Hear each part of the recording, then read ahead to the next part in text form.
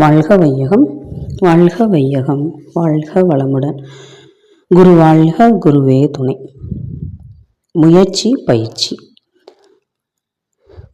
இப்போ முயற்சி நம்ம எடுத்தோம் அப்படின்னா அதற்கான பயிற்சி செய்தால் வெற்றி நிச்சயம்.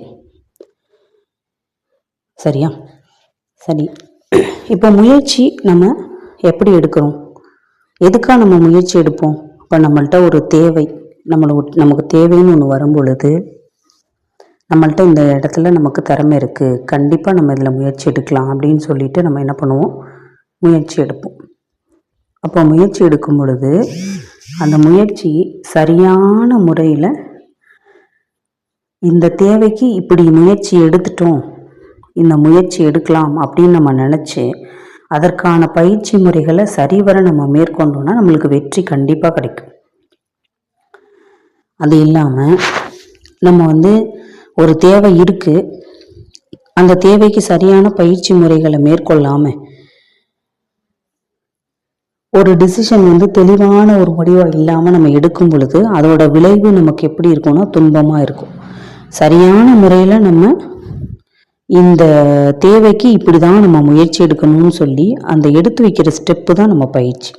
அந்த பயிற்சியை சரியான முறையில் எடுத்துட்டோம்னா அது இன்பமாக இருக்கும், இல்லை அப்படின்னா துன்பமாக விளையும். அதுதான் நம்மளோட அனுபவங்கள், இன்ப துன்ப விளைவுகள் எல்லாத்துக்கும் காரணம் என்ன அப்படின்னா நம்மளோட இந்த முயற்சியும் பயிற்சியும் தான். அது எதை அடிப்படையாக ஒட்டி வருதுன்னா தேவையை ஒட்டி தான் வருது. இப்போது ஒரு தேவை நம்மளுக்கு எழும்பொழுதே சரியான வகையில் நம்ம ஆராய்ச்சி பண்ணி நம்ம முடிவெடுக்கணுங்கிற ஒரு தெளிவு நிலை நமக்கு வேணும். அப்போ தான் நம்ம வெற்றியை நோக்கி பயணிக்க முடியும். இப்போ பதிவுகளின் காரணமாகவும் நமக்கு இன்ப துன்ப விளைவுகள் வருது. தேவையை ஒட்டி நமக்கு வருதுங்கிறதுல நம்மளோட பதிவுகள் காரணமாகவும் நமக்கு இன்ப துன்ப விளைவுகள் வருது. அப்போ நம்மளோட செயலின் காரணமாகவும் விளைவுகள் இருக்குது. இந்த ரெண்டு வழியிலையும் நமக்கு விளைவுகள் வருது. அப்போது பதிவு காரணமாக இன்ப துன்ப விளைவுகள் நமக்கு நல்ல விதமாகவும் வரலாம், தீ விதமாகவும் வரலாம். ஆனால் நம்ம செய்கிற செயலில் விழிப்பு நிலை இன்றி நம்ம செய்யும் பொழுது அது கண்டிப்பாக தீயதாக தான் வரும் அப்படிங்கிறது நமக்கு தெரிஞ்சிடும். தெரிஞ்சே நம்ம அலட்சியமாக சில பயிற்சிகளை நம்ம விட்டுறக்கூடாது.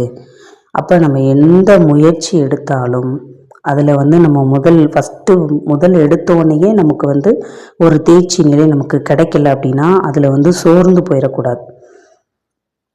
நம்ம திருப்பி விடாமுயற்சி எடுத்துகிட்டே இருக்கும் பொழுது அந்த முயற்சிக்கு கண்டிப்பாக வெற்றி இருக்கும். ஏன்னா செயலின் விளைவாக வருவது இறைநிலை.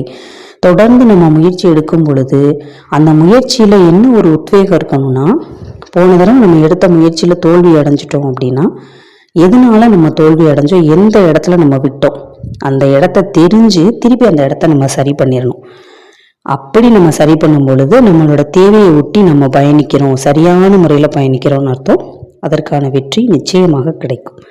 அப்போது நம்ம எத்தனை தடவை முயற்சி பண்ணாலும் சரியான முறையில் பயிற்சியை நம்ம மேற்கொண்டு விடாமுயற்சியோடு நம்மளோட அந்த பழைய தவறை களைந்து மீண்டும் நம்மளை புதுப்பிச்சு அந்த முறையில் தேர்ச்சி பெறுறதுக்கு தான் வெற்றியின் பேர். அப்போது அது எப்போ முடியும்னா விழிப்பு நிலையில தான் நம்ம முடியும்.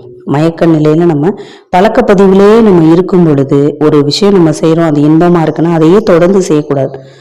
திருப்பி அதிலிருந்து நம்மளை எப்படி இன்னும் இம்ப்ரூவ் பண்ணி அதில் எப்படி நம்ம மேலும் மேலும் வர முடியும் அப்படிங்கிறத யோசித்து நம்ம செயல்படும் பொழுது கண்டிப்பாக நமக்கு தோல்விங்கிறது வராது. விடாமுயற்சி நம்மளுக்கு வரும் பொழுது அதோட விழிப்பு நிலையோட விடாமுயற்சி நமக்கு இருந்தது அப்படின்னா கண்டிப்பாக நமக்கு வெற்றி கிட்டும். அப்போ நமக்கு என்ன ஆகும் அப்படின்னா, இப்போ ஒரு நிகழ்வு நடக்குதுன்னு வைங்களேன், நம்ம நினைக்கிறது ஒன்று நடந்துடுச்சுன்னா நம்ம எப்படி இருப்போம்? அப்பாடா நடந்துச்சுன்னு ஹாப்பியாக இருப்போம். இன்னொன்னா மன நிறைவு இருக்கும், அமைதியாக இருப்போம். நினச்சது ஒன்று நடக்கலை அப்படின்னா நம்ம என்ன பண்ணுவோம்? அது துன்பமாக வந்துடும். அப்போ உடல் சார்ந்தும் நமக்கு அமைதி இருக்காது, மனம் சார்ந்தும் ஒரு அமைதி இருக்காது, துன்ப உணர்வு தான் இருக்கும். அதற்கு காரணம் என்ன அப்படின்னா நம்மளோட பயிற்சி முறை சரியான வகையில் இல்லாதது தான். அப்போது நம்ம மேற்கொள்கிற பயிற்சி முறையை சரியான முறையில் நம்ம மேற்கொள்ளும் பொழுது கண்டிப்பாக நம் வெற்றியை நோக்கி பயணிப்போம். கண்டிப்பாக வெற்றியும் கிட்டும்.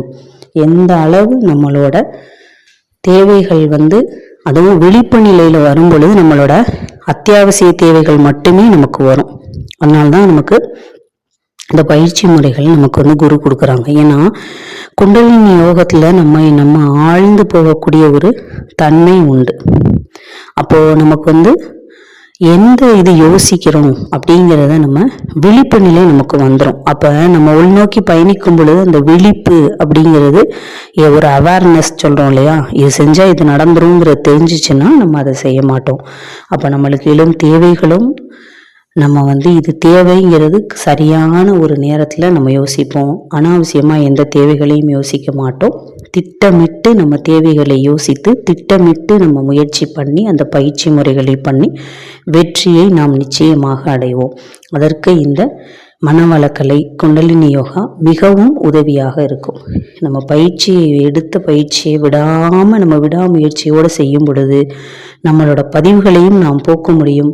மேற்கொண்டு பதிவுகளை உண்டு பண்ணாமல் விழிப்பு நிலையோடு நாம் செயல்படும் பொழுது, விடாமுயற்சியோடு நம் பயிற்சி முறைகளை மேற்கொள்ளும் பொழுது இந்த வாழ்வின் நோக்கத்தை நாம் உணர்ந்து அமைதியாகவும் இன்பமாகவும் நாம் வாழ முடியும். வாழ்வில் எல்லா வளங்களையும் பெற முடியும்.